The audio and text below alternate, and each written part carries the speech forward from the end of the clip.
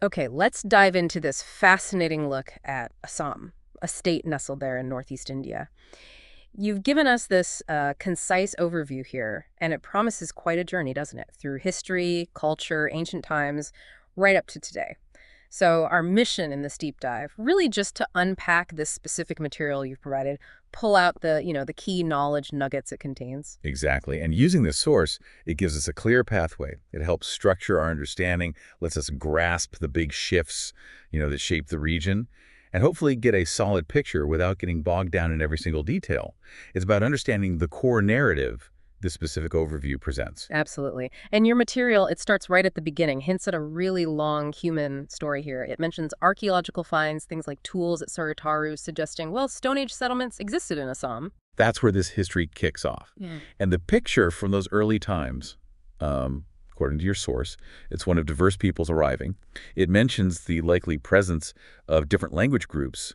Early on, you've got Austroasiatic, Tibeto-Burman, even Dravidian speakers mentioned. Sort of suggests the region was a crossroads even millennia ago. Makes sense, connecting so many different areas. From there, the material introduces the first known major kingdom, Kamrupa. This period, roughly 350 to 1100 AD. Quite a span. Right. And your source knows Kamarupa was ruled by three significant dynasties, one after the other. The Varman, then the Leccha, and finally the Pala dynasty. It tells us their capitals included Pragjotishpura, which is essentially modern Guwahati, and also Harupeshwar. Yeah. So this really establishes a long foundational history of, organized states in the area. And a really cool detail your overview includes the visit of the famous Chinese traveler Xuanzang in the 7th century. Yes, Xuanzang. He visited during the reign of King Bhaskaravarman.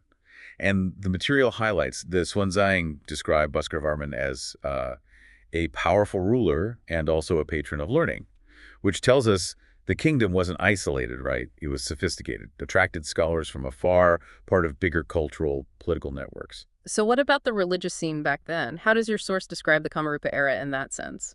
It paints a picture of a pretty dynamic religious landscape. It mentions it being a center for Hinduism, Tantricism, and even early Buddhism. This blend, well, it isn't surprising given the diverse influences mentioned earlier, points to a period of significant cultural synthesis. What's fascinating here is how these early kingdoms, Kamarupa especially, really set the stage for future political structures and sort of began forging that regional identity. Okay, so that covers the ancient foundations. But the next chapter in Assam's story, it's dominated by a name that ruled for centuries, the Ahom dynasty. Indeed. The Ahom period, 1228 to 1826, truly remarkable, lasting almost 600 years.